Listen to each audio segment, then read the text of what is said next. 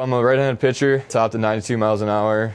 Normally I'd sit around 88 miles an hour. I'm from Holly, Minnesota. It's a very small town in between Detroit Lakes and Fargo. I was born without a hand. My mom had no idea I was going to be born without a hand. You couldn't see it in the ultrasound right away. So I grew up in a house that was religious, my stepdad especially.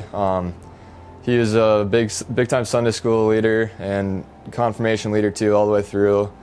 And there's some issues in a marriage with my mom, so it ended up leading to a divorce there. Baseball has been in my life since I was probably 4, and that too was for my stepdad. He introduced me there. He's been a big role model in my life and taught me all I needed to know about baseball, how to transfer my glove between my throwing hand and actually throwing the ball. There's been rough patches in life, high school, middle school especially, where I got bullied or picked on for having one hand.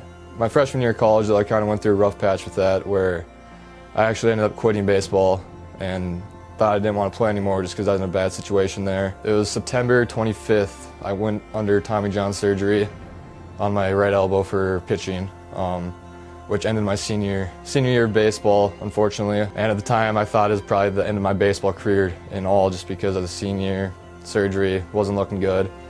And then my stepdad, who had been in my life forever, even though there's a divorce, he was battling cancer, and it started getting worse, taking a turn for the worse.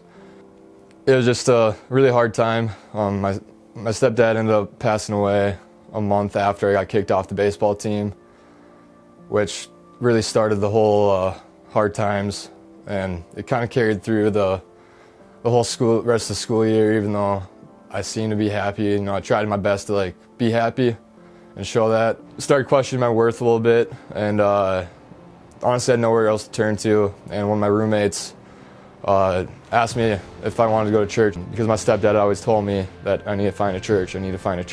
When the sermon started and message started, and I heard the word suicide, and obviously that's not really a word that's talked about much in the church. Kind of gets avoided, swept under the rug. People don't want to really talk about it. So just to hear that for the first time at a church on my first day, when I was going through that really dark time and hard time, it really opened my eyes. And that's when I knew immediately that I needed to grow my faith.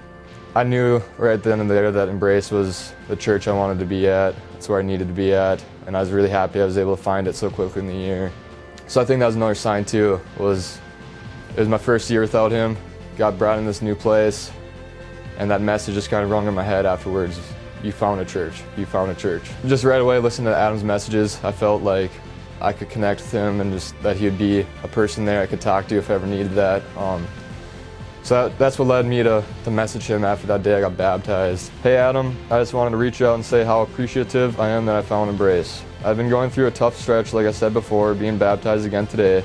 And my first service I went to was when you talked about suicide, and I was brought to tears as I was beginning to question my worth. I can truly say that when I came up from the water that I felt refreshed, and today is the first day I've been genuinely happy as I left all the negativity in the water. Your messages are awesome, and Sunday mornings are now my favorite day of each week. Thanks again, and I hope you have a great week. Just being able to send that message and open up to him really helped me.